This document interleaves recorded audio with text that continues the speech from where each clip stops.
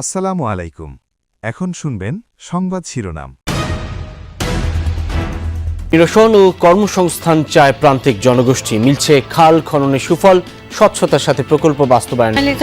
টাকা দু মাস পেয়েছি, খুব ভালো লেগেছে। সরকারের কাছে আশা করি আমাদের নিরাপদ, আমরা শান্তিতে বাস করতে পারি, মাদক জাতের এলাকা থেকে দূর হয়। ঝিনাইখড়ি খাল খনন করার পরেই আমাদের এখানকার মানুষের অনেক উপকার হয়। পাটুরিয়া দৌলতদিয়া ঘাট সংস্কারে কোটি কোটি টাকা গচ্চা, নদী ভাঙন রোধে নেই টেকসই প্রকল্প, সরকারি 2 দপ্তরের রশি টানাটানিতে আটকে আছে সমাধান। জন্য আমরা পরপর 3টা চিঠি দিয়েছি, অর্ধপতি পর্যন্ত আমরা কোনো বরাদ্দ এখন পর্যন্ত পাইনি। পানীয় ভিত্তিতে কোনো কারিগরের সহযোগিতার জন্য সহযোগিতা চাই।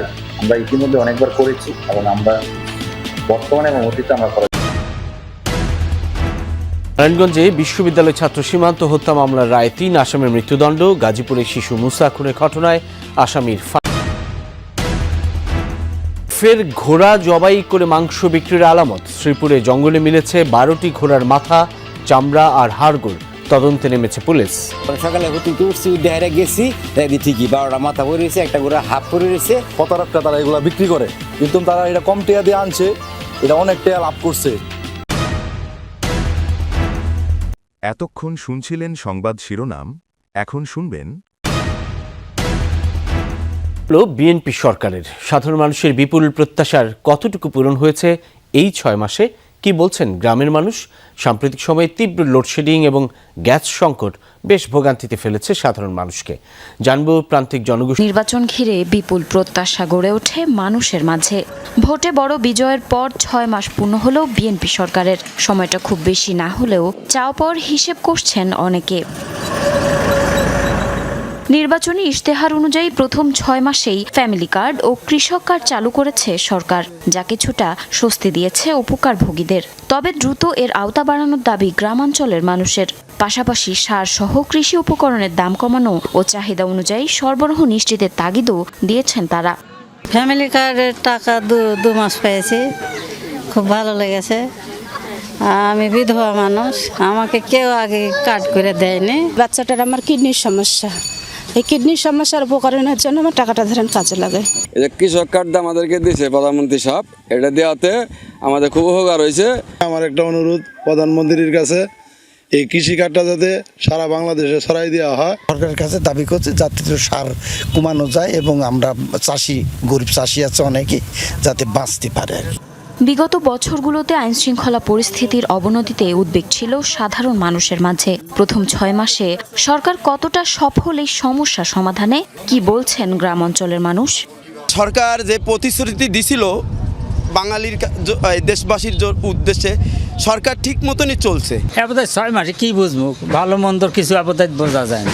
এলাকার সন্ত্রাস বেশি, কোনো নিরাপত্তা নেই। এলাকায় যেমন মাদকের মাত্রাটা এখন অনেক বেশি, মানে চাই মাদক নিরাময় হোক। সরকারের কাছে আশা করি আমাদের নিরাপদ, আমরা শান্তিতে বাস করতে পারি, মাদক জাতের এলাকা থেকে দূর হয়। সম্প্রতি আমদানি করা এলএনজি সরবরাহে বিঘ্ন ঘটায় ব্যাহত হয় বিদ্যুৎ সরবরাহ, যাতে বেশ ভোগান্তি পোহাতে হয় গ্রামাঞ্চলের গ্রাহকদের। জ্বালানি সংকট নিরসনের পাশাপাশি কর্মসংস্থান তৈরিতে। তবু দেশের গুরুত্বপূর্ণ নৌ রুট পাটুরিয়া দৌলতদিয়া ঘাটে থামছে না নদী ভাঙন। ধীরে ধীরে সংকুচিত হচ্ছে ঘাটের বিভিন্ন অংশ। ভাঙনে ক্ষতিগ্রস্ত হয়ে 2টি ঘাট বন্ধও রয়েছে। কিন্তু এই ঘাটকে স্থায়ীভাবে রক্ষা করবে কে? পানি উন্নয়ন বোর্ড নাকি বিআইডব্লিউটিএ? 3 নম্বর ফেরিঘাটের এই চিত্রই বলে দিচ্ছে ভাঙনের ভয়াবহতা। বর্ষার করাল গ্রাসে ধসে পড়ছে পার ও প্রতিরক্ষা ব্যবস্থা, ঝুঁকিতে পড়ছে ঘাটের সংযোগ সড়ক সহ বিভিন্ন স্থাপনা। ঘাটের অবস্থা ভালো না, এই লোড গাড়ি নিয়ে ওঠা মেলা অনেক কষ্ট হয়ে যায়। বিআইডব্লিউটিএ যে অফিসারগুলো যারা ঘাটে আসে বা কাজ কাম করে, তাদের যে যে অ্যাক্টিভিটিস কোনো কিছুই নাই। নামে মাত্র কিছু জিও ব্যাগ ফেলছে, 1 ব্যাগ ফেলে 10 ব্যাগের নাম বলছে, তাছাড়া আর বলে নাই।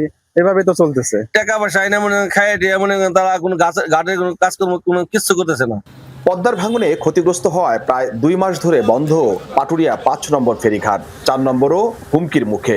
বিলীন হচ্ছে ব্যবসা প্রতিষ্ঠান ও বসতবাড়ি। প্রতিরোধে কোনো ব্যবস্থা না নেওয়ায় ক্ষোভ আর উদ্বেগ স্থানীয়দের।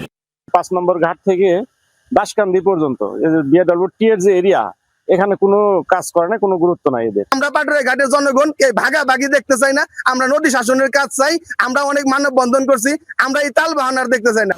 ভাঙন অব্যাহত থাকায় প্রভাব পড়ছে ফেরি চলাচল ও যানবাহন পারাপারে। অথচ ভাঙন রোধে গেল 1 বছরে 2 কোটিরও বেশি টাকা খরচ করেছে বিআইডব্লিউটিএ। 4 এবং 5-এর মাঝখানে ভাঙছে, 3 এবং 4-এর মাঝখানে ভাঙছে, লঞ্চ ঘাট এবং 3-এর মাঝখানে ভাঙছে। শুধু খালি আমাদের ঘাটগুলোই আছে, আর অন্য 2 পাশ দিয়ে ভিতরে ঢুকে যাচ্ছে। এই ব্যাপারে তাদের সাথে আমরা আলোচনা করেছি, তারা আমাদের ঘাটগুলি সংস্কার করতেছে, কিন্তু এখন ওই কাজগুলি কে করবে, তারা করবে না পানি উন্নয়ন বোর্ড করবে, এটা আমরা ঠিক জানতেছি না। ঘাট রক্ষার দায়িত্ব কার? এ নিয়ে শুরু থেকেই বিপরীতমুখী অবস্থানে বিআইডব্লিউটিএ ও পানি উন্নয়ন বোর্ডের। সরকারি 2 দপ্তরের এই টানাপোড়েনে আটকে আছে স্থায়ী সমাধান। বিআইডব্লিউটিএ কে যদি 20 কোটি টাকা বরাদ্দ দেওয়া হয়, সেক্ষেত্রে আমরা এই পাটুরিয়া এবং দৌলতদিয়া ফেরিঘাট ভাঙন রোধে আমরা কাজ বাস্তবায়ন করতে পারবো।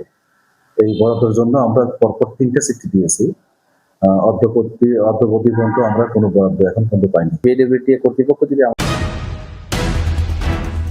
10টি ও চান্দিবাবুর বিরুদ্ধে একটি হত্যা মামলা রয়েছে। মামলায় বলা হয় 2024 সালে 12 ডিসেম্বর সকালে বিশ্ববিদ্যালয়ে যাওয়ার সময় দেওভোগের মিন্নত আলী সাহেবের মাজারের সামনে তাকে ছুরিকাঘাত করে ছিনতাইকারীরা। এ সময় তার অবস্থায় তার মৃত্যু হয়। পরে এই ঘটনায় মামলা করে পরিবার। ফাঁসির রায়ে সন্তোষ প্রকাশ করে দ্রুত তা বাস্তবায়নের দাবি জানান নিহত সীমান্তের বাবা।